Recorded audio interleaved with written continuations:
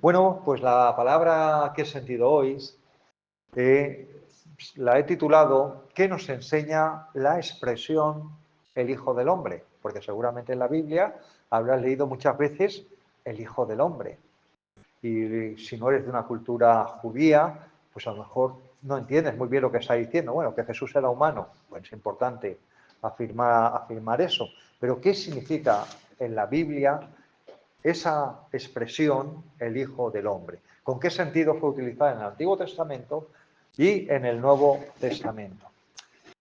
Y me acordaba de una anécdota, una vez evangelizando en la calle, en el Día del Orgullo Gay, hace años, cuando era joven, a un joven que, bueno, pues seguramente era gay, pero él me decía, yo soy mi propio Dios. O sea, yo me quedé así, cuando hablas de Dios a una persona y te dice que él es su propio Dios, y yo le dije, bueno, eso es imposible, porque tú no te has creado a ti mismo. Pero luego en mi corazón pensé, no me extraña que seas tu propio Dios cuando te adoras a ti mismo. Pues es la conclusión del asunto, ¿no? Entonces, en la Biblia, en el Antiguo Testamento, la palabra Hijo del Hombre se repite como cerca de 94 veces, de las cuales 80 es en el libro de Ezequiel. El libro de Ezequiel es un libro muy interesante que estoy estudiando ahora, un libro que a veces pues no le prestamos tanta atención, no es tan famoso Isaías, que es maravilloso. Isaías es como el quinto evangelio, es un libro... Pero Ezequiel es un libro también que tiene mucha amiga, ¿no? Y aquí la expresión Hijo del Hombre, refiriéndose en concreto a Ezequiel y en un caso concreto que vamos a ver ahora a alguien que no es Ezequiel, pues se repite 80 veces y luego 14 veces en el libro de Daniel. Por supuesto, en los evangelios, la expresión Hijo del Hombre se repite mucho. Vamos a ir al libro de Ezequiel, capítulo 3, versículo 16, donde por primera vez se nos da esta expresión. Ezequiel 3, versículo 16 dice, 17, perdón. Hijo de hombre, yo te he puesto por atalaya a la casa de Israel. Oirás pues tú las palabras de mi boca y los amonestarás de mi parte. Así que el mismo Dios le llama a Ezequiel hijo del hombre, ¿vale? La palabra hebrea es la palabra Ben Adam, ¿vale?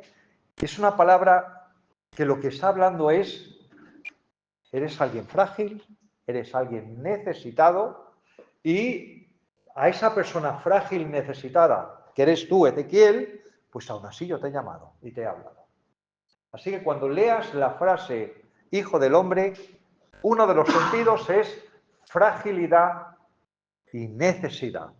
Bueno, que es, como se dice en castellano, oxímoron, una palabra muy rara que significa que es obvio, es obvio.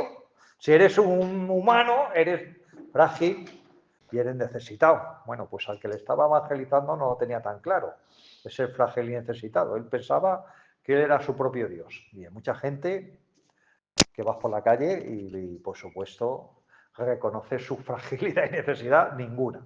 Pero eso es algo obvio. Somos humanos, somos frágiles, somos necesitados. Si te acercas a Dios, pues tienes que reconocer tu fragilidad y tu necesidad, por lo menos espiritualmente. A lo mejor eres un Schwarzenegger por esta vida, pero las cosas del espíritu somos muy necesitados y somos muy frágiles, porque si Dios no nos apoya y está con nosotros, pues nos van a dar pero vamos, todo por todas partes. Entonces, en el Antiguo Testamento, ese era el sentido con que se utilizaba. Vamos ahora al libro de Daniel, capítulo 7, versículo 13 al 14, donde, curiosamente, Daniel lo tiene detrás de Ezequiel. Si veis en la Biblia, aunque no lo sepáis, los libros tienen un orden. ¿Por qué Ezequiel está pegado a Daniel? Porque fueron contemporáneos, ¿vale? Ezequiel era descendiente de la familia sacerdotal, era de la élite, por así decirlo, pero fue de los jóvenes que fueron llevados cautivos a Babilonia. Hubo como dos veces en las cuales fueron llevados cautivos. Ya fue la primera vez, ¿vale? Entonces, mientras Jeremías estaba todavía predicando en Jerusalén, que Jeremías era mayor, Ezequiel, que era un jovencito, estaba ya en Babilonia, junto con Daniel y otros hombres de Dios. Bueno, pues entonces, Daniel, capítulo 7, versículo 13. Dice, es una profecía, Daniel 7 es una profecía muy fuerte, muy fuerte. El libro de Daniel es un libro muy profético, muy apocalíptico. Dice, miraba yo en la visión en la noche y aquí con las nubes del cielo venía uno como un hijo de hombre que vino hasta el anciano de días y le hicieron acercarse delante de él. Y le fue dado dominio, gloria y reino para que todos los pueblos, naciones y lenguas le sirvieran. Su dominio es dominio eterno que nunca pasará, es su reino uno que no será destruido.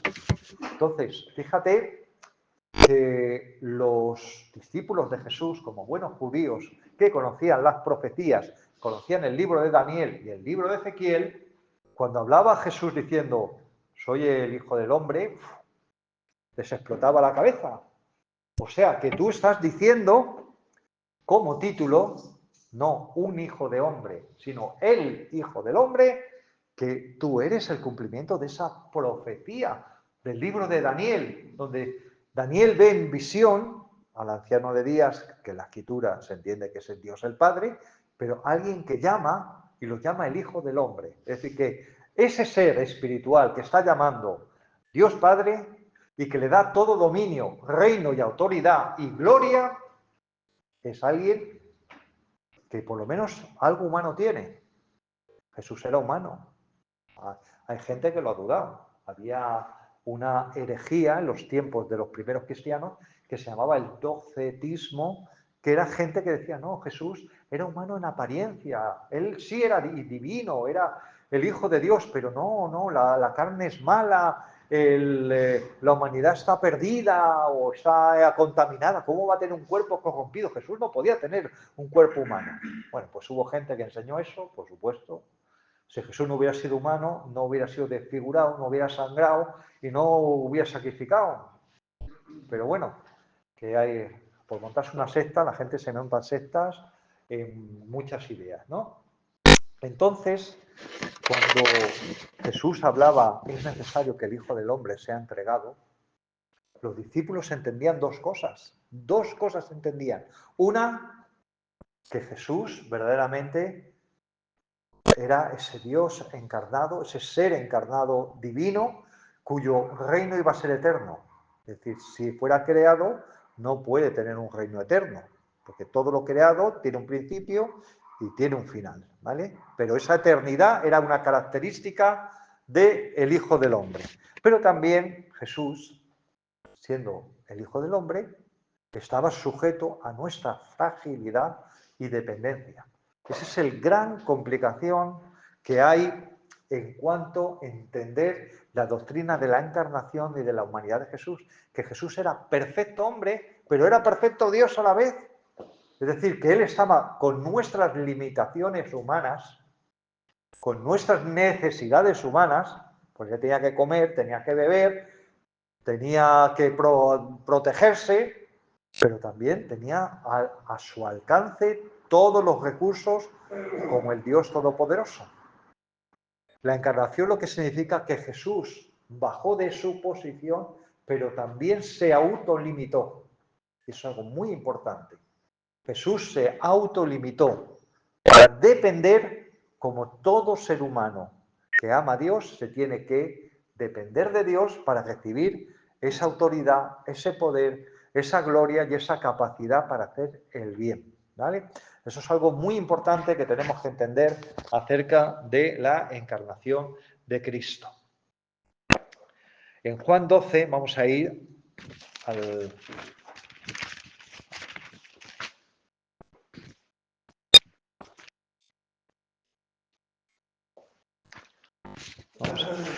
a ver lo que aquí Jesús pregunta. Juan 12, versículo 34. Juan 12, versículo 34 dice así. Le respondió la gente: nosotros hemos oído de la ley que el Cristo permanece para siempre. El Mesías, el Cristo. Daniel 7.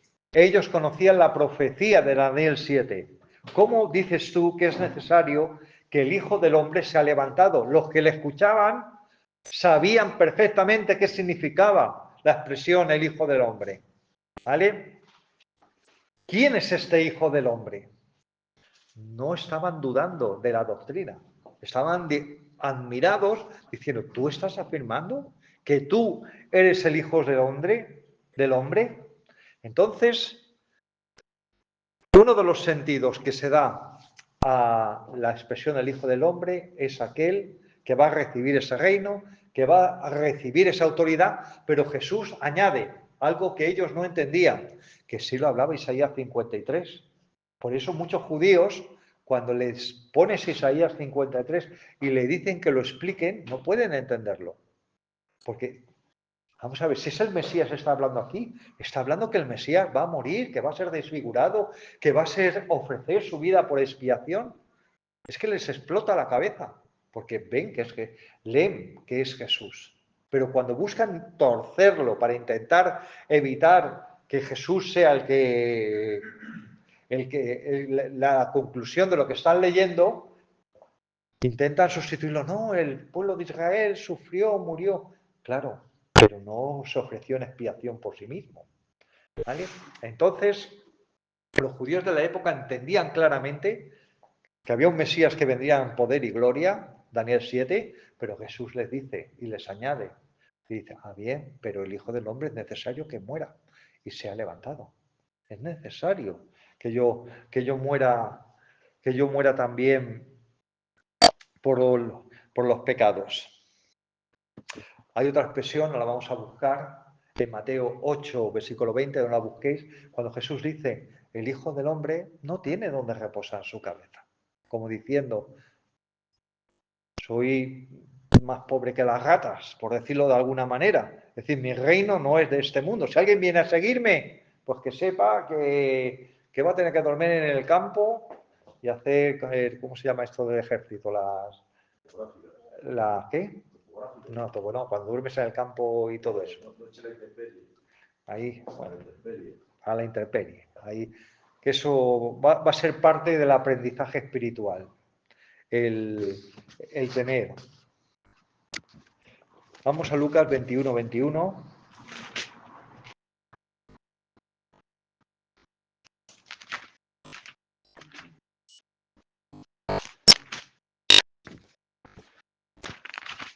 Otro de los sentidos que se utiliza en el Nuevo Testamento, el Hijo del Hombre, está en Lucas 21, 21, dice,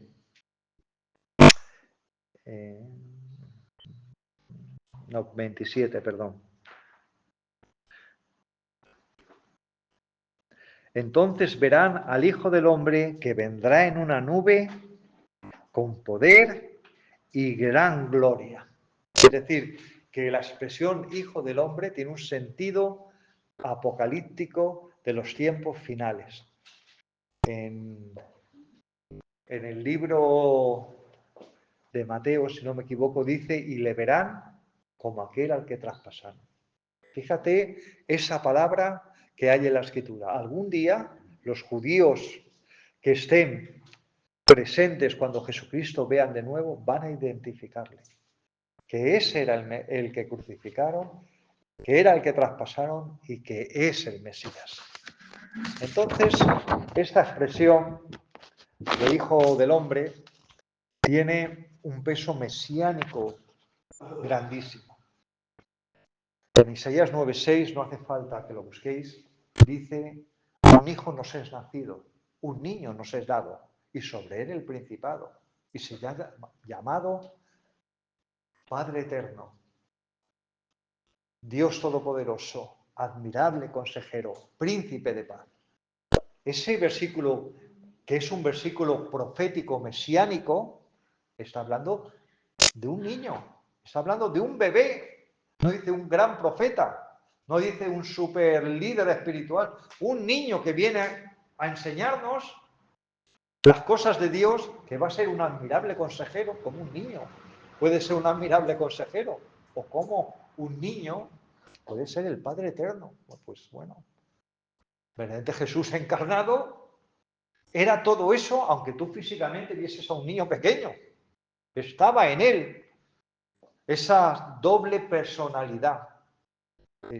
Y este es un término que en términos de psiquiatría es una locura, pero en Jesús había doble naturaleza, pero había la naturaleza humana, la naturaleza divina, pero no es muy correcto decir doble personalidad. La persona era una, pero la naturaleza era doble. Y eso solamente Dios lo puede entender. ¿Cómo era posible que fuese a la vez humano, a la vez divino y fuese una sola persona? ¿Vale? Pero la Escritura lo que nos enseña, ¿vale? En Isaías 52:14, tampoco hace falta que lo busquéis, es cuando dice que él fue desfigurado, varón de dolores, experimentado en quebranto, como que escondimos de él el rostro. Fue desfigurado y no lo estimamos. Es decir, Jesús sangró de verdad. Dice los musulmanes que cómo Dios iba a permitir que Jesús muriese así. No, no. Lo que hicieron fue sustituir a Judas, lo pusieron en lugar de Jesús para que fuera Judas el que muriese por él. Eso te lo va a contar un musulmán. Por supuesto que el Mesías murió y sangró de verdad porque fue desfigurado a causa de todo el maltrato, todos los azotes, de tal manera que, como dice la Escritura en hebreo, que parecía casi, no parecía ni un rostro humano, de tantos golpes que recibió. La película de Mel Gibson lo borda porque verdaderamente es lo que dice la Escritura que pasó Jesús. Vamos a Mateo 16, 28.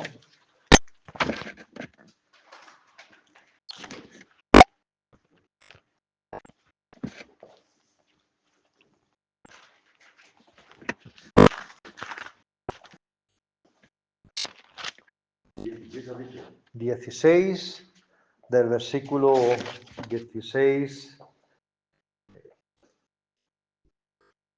el 13, perdona, desde el 13. Viniendo Jesús a la región de Cesarea de Filipo, preguntó a sus discípulos diciendo, ¿quién dicen los hombres que es el Hijo del Hombre? Fíjate qué pregunta. ¿Quién dicen los hombres que es el Hijo del Hombre? Esa es la pregunta que todo ser humano tiene que responder. ¿Quién dices tú que es Jesús? Porque dependiendo de las respuestas que tú des, tu destino eterno y tu destino en la tierra va a ir por un lado o va a ir por otro. Dice el 14, ellos dijeron, uno Juan el Bautista, otro Elías, otro Jeremías, o algunos de los profetas. Y les dijo, ¿y vosotros? ¿Quién decís que soy yo? Respondió Simón Pedro y dijo, tú eres el Cristo, el Hijo del Dios viviente. ¿Te das cuenta cómo se produce la revelación, el nuevo nacimiento, la salvación, cuando tú reconoces que Jesús, el Hijo del Hombre, Dios encarnado, es el Hijo de Dios? Por eso un testigo de Jehová nunca puede ser salvo, porque además ni siquiera creen los testigos de Jehová que Jesús era no solamente el Hijo de Dios, sino que ellos creen que es incluso el ángel Miguel. Es decir, tiene un cacao ahí teológico tremendo. Pero bueno, la Escritura nos muestra que el creer en el Cristo de la Escritura, no en otros Cristos, en otros evangelios, es lo que produce en la vida del ser humano ese nuevo nacimiento espiritual. Vamos a ver Hechos 7, donde está la muerte de Esteban. Es interesante este versículo porque Jesús ya ha muerto, resucitado, y Esteban está predicando con gran poder el Evangelio, y enfadados los que le escuchaban, pues le empiezan a apedrear. Y dice en Hechos 7, versículo 56. Hechos 7, 56 dice, el 55, pero Esteban, lleno del Espíritu Santo, puesto los ojos en el cielo, vio la gloria de Dios y a Jesús que estaba sentado a la diestra de Dios, y dijo, he aquí yo veo los cielos abiertos y al Hijo de Hombre que está a la diestra de Dios. Entonces ellos, dando grandes voces, se taparon los oídos y arremetieron a una contra él. ¿Os dais cuenta que los que estaban allí escuchando esa frase entendían perfectamente que Jesús, el Hijo del Hombre, era el cumplimiento de las profecías mesiánicas del Antiguo Testamento? Ahora bien, todo esto es muy hermoso, de verdad, todo esto nos edifica, pero ¿de qué forma podemos aprender, aplicar a nuestra vida esta gran enseñanza? Por supuesto, el tener un poquito de humildad nos vendría muy bien. Un poco de reconocer nuestra fragilidad y dependencia nos vendría maravillosamente. Vamos al Salmo 45, versículos 3 y 4.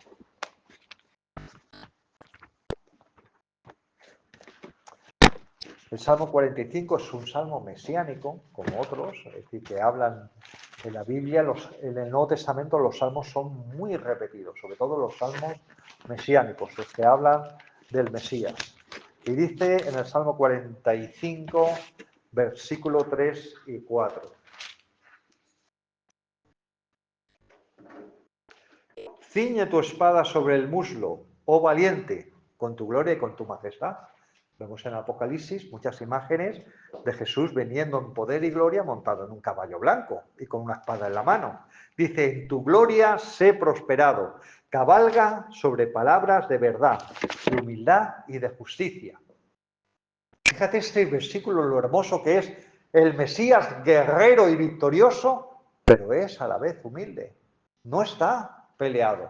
Ser humilde no está peleado en ser guerrero y en ser fuerte. Lo que pasa es que el mundo entiende la humildad por debilidad y por ser un lelo, pero eso no es lo que dice la Escritura. Habla de un guerrero montado en un caballo fuerte y victorioso, pero también humilde, ¿vale? Porque sabes de dónde le viene la fuerza, el poder y la autoridad. En Proverbios 15:33, vamos a leer lo que nos enseña. En el 15:33 dice, el temor de Jehová es enseñanza de sabiduría y la honra procede a la humildad. Cuando tú reconoces tu humildad, tu fragilidad, eso te prepara a recibir honra. ¿Por qué? Porque hay gente que no aguanta. Por ejemplo, estaba leyendo una entrevista a un actor famoso español y decía, es que nadie te prepara para la fama. Y hay gente que la fama le viene y se le va la olla totalmente. Y así han acabado muchos artistas y cantantes pues con una sobredosis y en la cuneta. Es decir, la honra viene antes, viene después de la humildad. Por eso la Escritura dice que si eres fiel en lo poco, pues luego, ¡pum!, va a venir lo mucho. ¿Vale? En el capítulo, en Proverbios, pero en el 22, 4, dice, riquezas, honra y vida son la remuneración de la humildad y del temor de Jehová. Tú fíjate cómo hay una conexión entre la humildad, el temor y las riquezas. Esto un predicador de prosperidad no te lo predica, pero es que es la realidad. Hay gente que no puede aguantar el ser enriquecida, porque es que se le va a ir la olla, se va a volver vano, van a ir a las tonterías de este mundo y al final el Señor va a tener que poner disciplina en su vida. Y yo soy un ejemplo de ello. Yo hubo una época que gané bastante dinero, que tuve un negocio Y bueno, pues se me fue el corazón y la mente tras las vanidades y dejé de hacer las cosas que Dios me había llamado a hacer. Conclusión, pues que Dios me puso en disciplina y me llevó por un largo desierto hasta que otra vez mi corazón estuviera afinado como la guitarra con el corazón de Dios y empezase a andar en las cosas como Él quería que hiciese. ¿Vale? Entonces, la palabra nos enseña cómo aprender mucho de Jesús. ¿Qué dice Mateo 11:29? No lo busquemos. Aprended de mí. ¿Aprended de mí para qué? Soy manso y humilde, el Hijo del Hombre, el que viene en gran poder y gloria, el que va montado en un caballo venciendo a sus enemigos. Dice, aprended de mí, que soy manso y humilde. ¿Qué significa manso? ¿Y qué significa humilde? Humilde ya lo estamos entendiendo. Pero manso, según Dios, es una persona enseñable, no una persona pisoteable. El mundo entiende que ser manso, que te dejas pisotear por todo el mundo. No. Manso en la Biblia significa una persona que tú le puedes enseñar, que no le vienes a traer alguna corrección o alguna palabra y ¡buah! Se rebelan. No. Dios quiere que seamos mansos, enseñables. Y por supuesto, la prima hermana de la mansedumbre es la humildad. Vamos al libro de Filipenses. Ya voy acabando. Filipenses capítulo 2, versículo 5.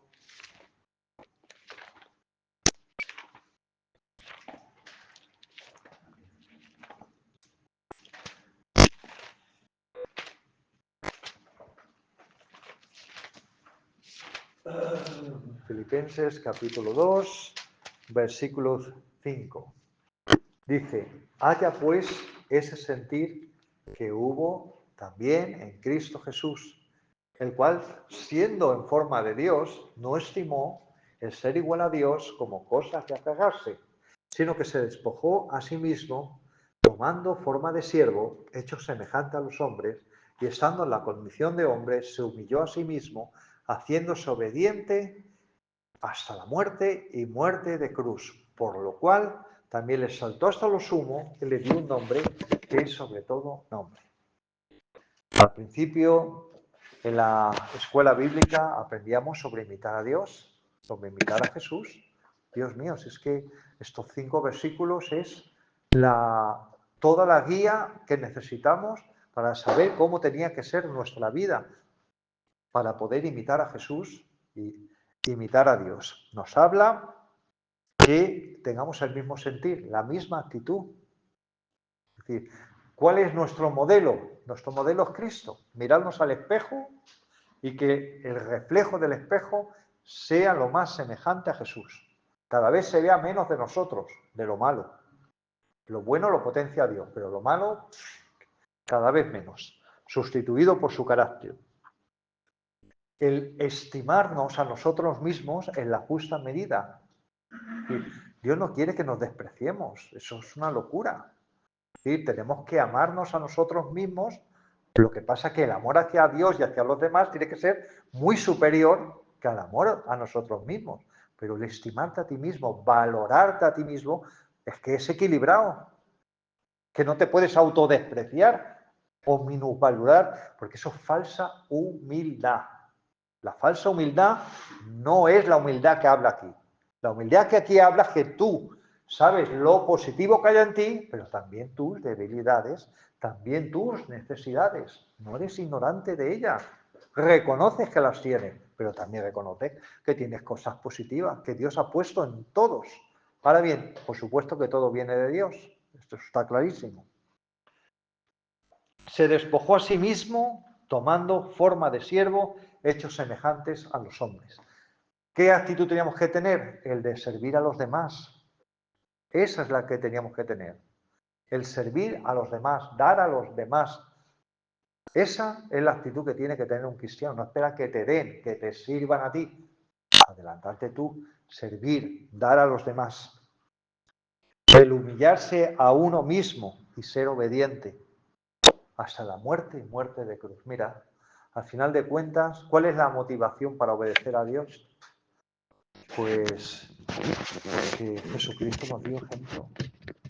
Él, imagínate que por un solo segundo que él hubiera desobedecido. Imagínate que cuando llega a Getsemaní le dice, mira, se acabó, hasta aquí he llegado. No, no, no. Ya esto de la cruz, porque es que fue Pedro y otros apóstoles. Señor, en ninguna manera hagas eso. Mira, Señor, si hasta mis discípulos me lo dicen que no lo haga. Y muchas veces cuando queremos obedecer a Dios, nos van a venir ofertas del diablo para hacer todo lo malo habido y por haber. Y además que es que no necesitamos que venga alguien a estimularnos desde fuera, es que nuestra propia carne, nuestro interior, no quiere morir. Ahora bien, ¿qué tenemos que hacer? Lo que hacía Jesús, llevarla a la cruz. No nos queda otra cosa. Llevar a la cruz ese viejo yo desobediente, que la única forma de acabar con él es haciéndolo morir en la cruz. ¿Y qué promesa tenemos? Que Dios nos va a exaltar como exaltar a Jesús. Mira, me encanta ser los versículos que habla que Dios tiene preparada la corona de vida. La palabra griega es la palabra estéfanos. La palabra Esteban, de ahí viene el nombre Esteban, significa el victorioso, el que ha recibido la corona de laureles. Todos de las películas de los romanos sabemos que cuando ganaba las cuadrigas ahí, los caballos corriendo, pues le ponían una corona, ¡pum!, de vencedor en la cabeza. De ahí viene la corona de laureles. Pues Dios te tiene preparada una corona de vencedor y algún día te la va a poner delante de toda la humanidad. Tú vas a recibir tu corona delante de multitudes, delante de los que te despreciaron, delante de los que te insultaron, delante de los que se rieron de ti. Vas a recibir tu corona. Porque lo importante no es cómo empiezas, lo importante es cómo acabas. Y mucha gente se va a quedar por el camino. Pero nosotros vamos a buscar acabar, pues como Dios quiere que acabemos. Nos cuesta el precio que nos cueste, tengamos que morir, muchas cosas que tengamos que morir, recibir muchos palos, que a lo mejor tenemos que recibir muchos palos, pero saber que tenemos a alguien bien poderoso a nuestro lado. ¿Qué dijo David con 13 añitos, un chavalín, a pelear contra Goliat? Vamos a ver, Goliat dijo, pero pues que soy un perro para que vengáis conmigo con palos. O sea, yo un tío aquí de casi 3 metros y me mandáis un chavalín ahí con 4 piedras. Pues así es el enemigo. Tú, aunque seas débil, aunque seas pequeñito, si haces lo que David dijo, tú vienes contra mí con espada y con lanza, pero yo vengo contra ti en el nombre del Señor. Eso es lo que nos da fuerza. Eso es lo que nos da autoridad. Eso es lo que nos hace recibir esa corona de vida. Vamos a cerrar los ojos.